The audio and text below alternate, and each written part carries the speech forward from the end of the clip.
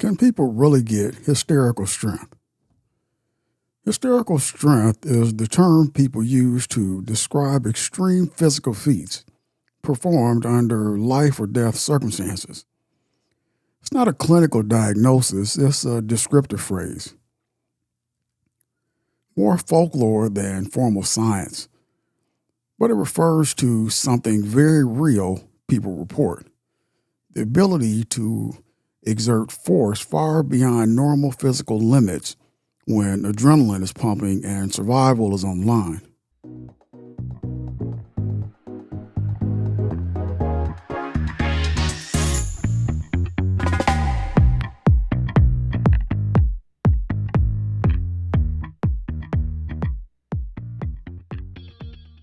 Hey, I'm G. Welcome to the Stuff You Should Think About podcast. I answer everyday questions about the phenomena and objects around you in quick bite-sized episodes.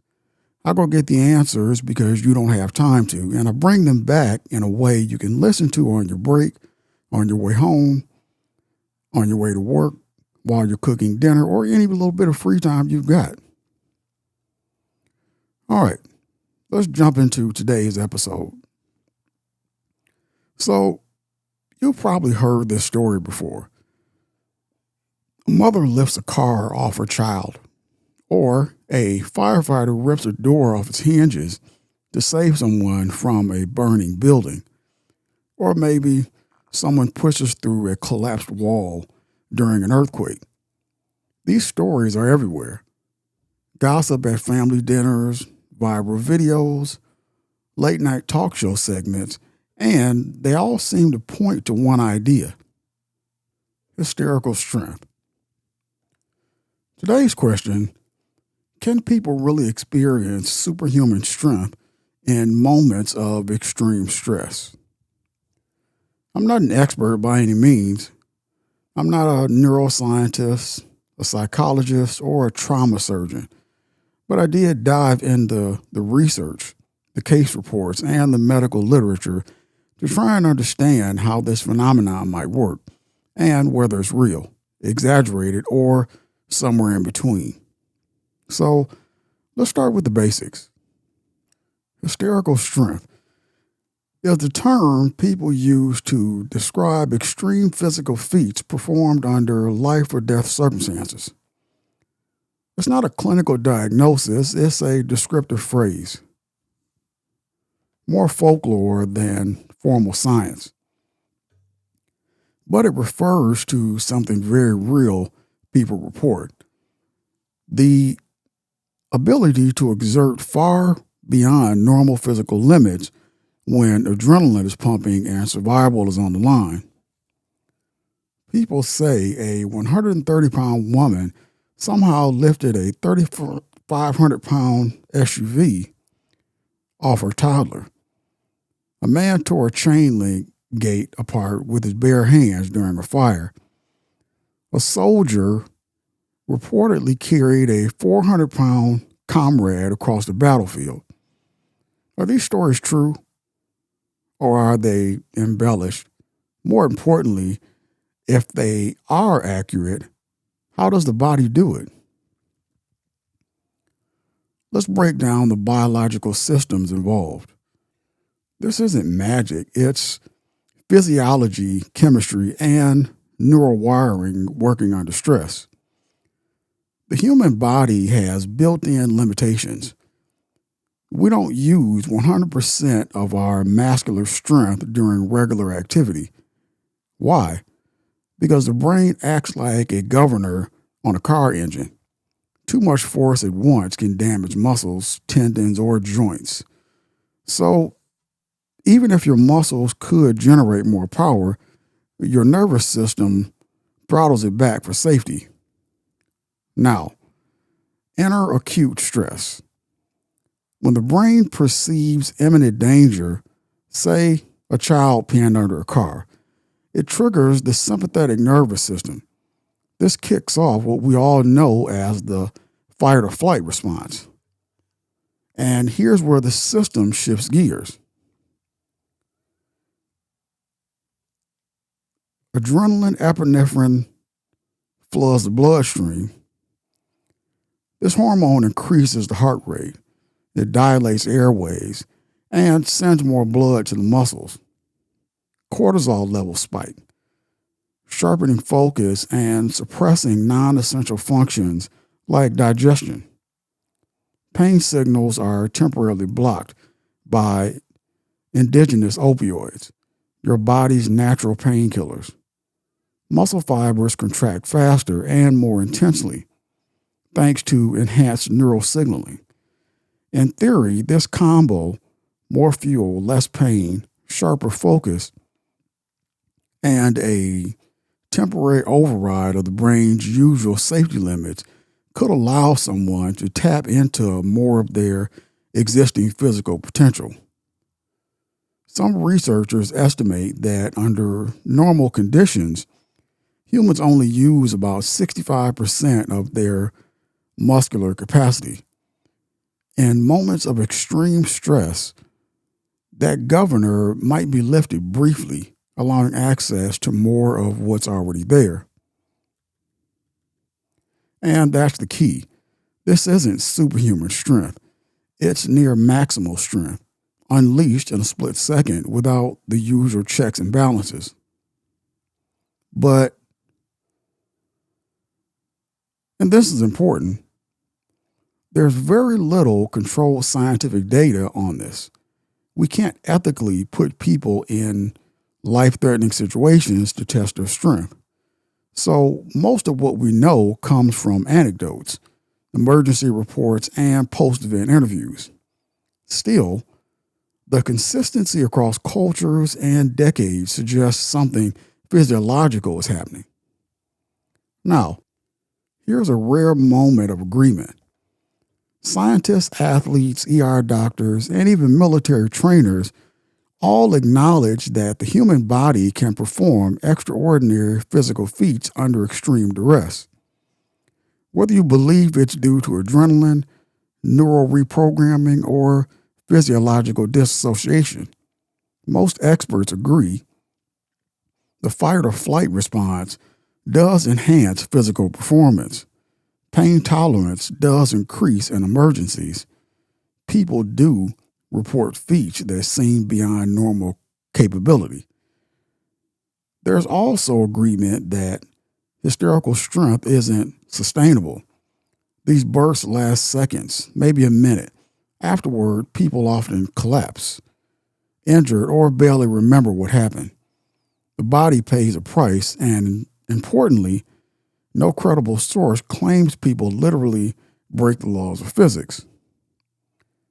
You're not going to lift a school bus if your muscle mass and biomechanics don't support it, but you might push harder, longer, or with more coordination than you ever have before. So across disciplines and ideologies, there's overlap. Danger changes the body's operating rules. Everyone agrees on that. Actually, that's a mistake. Hold on. First Amendment, Supreme Court precedents, legal foundations. Look, I say the structure template here, but this topic doesn't involve constitutional law or free speech. It's biology and emergency physiology. So let's acknowledge that. The content requires mentioning ground explanations in First Amendment principles, Supreme Court cases, and historical context. But that framework makes sense for topics like free speech, protest rights, or media law, not for a physiological phenomenon like hysterical strength. So I'm going to be transparent here. That part of the template doesn't fit. Instead, I'll honor the spirit of the request by focusing on historical context and documented precedents in medical science, the closest equivalents to case law in this field. Because while there's no Supreme Court case on adrenaline overload, there are decades of clinical observations, battlefield medicine records, and trauma studies that serve as a kind of precedent. One of the earliest documented accounts of something resembling hysterical strength comes from World War I field hospitals. Doctors reported soldiers carrying comrades twice their size over long distances. Despite broken bones or severe bleeding, these weren't feats measured on a scale, but noted in medical logs as abnormal exertion or distress. Fast forward to 1950s neurology studies. Researchers like Dr. Hans Seeley explored the general adaptation syndrome, a framework for how the body responds to stress. His work showed that acute stress could temporarily enhance physical output, followed by a crash. In sports medicine, the phenomenon appears to. Think of a sprinter pushing through the last 20 meters of a race, muscles screaming, yet somehow finding extra speed. Or weightlifters who, under competition pressure, lift more than in practice. It's not supernatural. It's the nervous system shifting into high gear. And in emergency medicine, paramedics and EMTs tell stories of patients exhibiting strength during cardiac events or seizures, sometimes strong enough to require multiple people to restrain them. So while there's no Brown versus Board of Education moment for adrenaline overdrive, the medical community has built a body of observational evidence that supports the idea. Under duress, the human body can temporarily exceed normal performance limits. Now, full disclosure, I want to believe in hysterical strength. I like the idea that love or fear can unlock hidden power in us, that a parent might defy physical limits for their child. That courage isn't just emotional, it can be biological. But here's my bias. I tend to favor stories that highlight human resilience. I'm drawn to the miraculous, and I admit, I've shared one of those mom lifts car videos on social media before. So I have to be careful, because while I find the idea inspiring, the scientific evidence is suggestive, not conclusive. Many stories can't be verified. Some are debunked. Others are misremembered under trauma. I'm not saying it doesn't happen. I'm saying we don't have enough data to confirm how it happens or how often. And that's okay. Some things live in the gray area between science and story. Let's go back to ancient warfare for a parallel. In Greek and Roman accounts, soldiers in the heat of battle often entered a state called battle fury or lyssa, a trance-like rage where pain didn't register. Wounds were ignored and men fought far beyond normal endurance. Homer describes warriors like Hector and Achilles fighting with unnatural stamina and strength. Plutarch wrote of soldiers continuing to fight after losing limbs. These weren't lab-tested events, but they mirror modern reports of hysterical strength, a temporary override of physical limits due to emotional intensity. Today, we don't call it divine rage. We call it adrenaline surge or neurochemical cascade. But the effect, strikingly similar. The body hasn't changed. The danger has. But our physiological responses to threat, those go back thousands of years. Now, here's an interesting twist. Even if hysterical strength is real, there are other ways to access peak physical performance. No crisis required. Let's say the goal is to maximize human strength output in critical moments. What are the alternatives?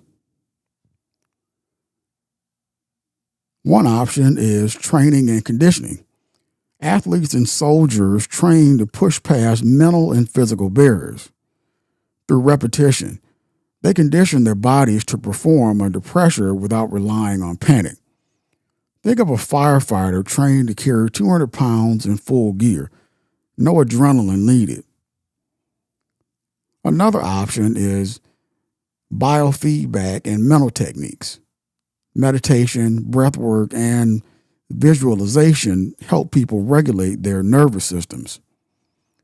Wim Hof, for example, uses controlled breathing to withstand extreme cold, a feat once thought impossible. This suggests we can access extraordinary states deliberately. Another option is pharmacological assistance. Some performance-enhancing drugs mimic adrenaline like stimulants, though with serious risks. Others suppress pain like opioids and combat medicine. These are controversial, but they show that chemical intervention can boost output. Another one is a team-based system. Instead of relying on one person's burst of strength, modern energy response uses tools and teamwork, hydraulic jacks, K-tools, and extraction units replace the need for someone to rip a door off. Collective effort and technology reduce the pressure on individual heroics. None of these are better or worse than hysterical strength. They're just different paths to the same outcome. Surviving when strength is needed most, and maybe that's the real takeaway. Our bodies are capable, but so are our systems, tools, and training. So let's wrap this up. Can people really get hysterical strength? Based on medical understanding, anecdotal evidence, and historical patterns, it's very likely that humans can access greater than normal physical power in life-threatening emergencies. It's not magic. It's not defying biology. It's the body's emergency protocols kicking in. Adrenaline, pain suppression, and a temporary override of self-preservation limits. We don't need lab-proof, peer-reviewed studies confirming every wild story, but the consistency of reports across time, cultures, and professions suggests something real is happening. And while we can't replicate it ethically in experiments, we can prepare for it through training, teamwork, and technology. I'm no expert by any means, but after diving into this, I see hysterical strength not as a myth or a miracle, but as a rare, intense expression of human biology under stress. It's not about becoming superhuman. It's about how deeply wired we are to survive. That's it for this episode of The Stuff You Should Think About. A huge thank you for listening, and if you found this helpful, hit that subscribe button so you don't miss future episodes. Download and leave a comment about your thoughts on this episode or phenomenon or object you would like discussed in future episodes on whatever platform you listen to this podcast. Until next time, this podcast is for informational purposes only. Statements are based on current scientific understanding and historical records and public policy.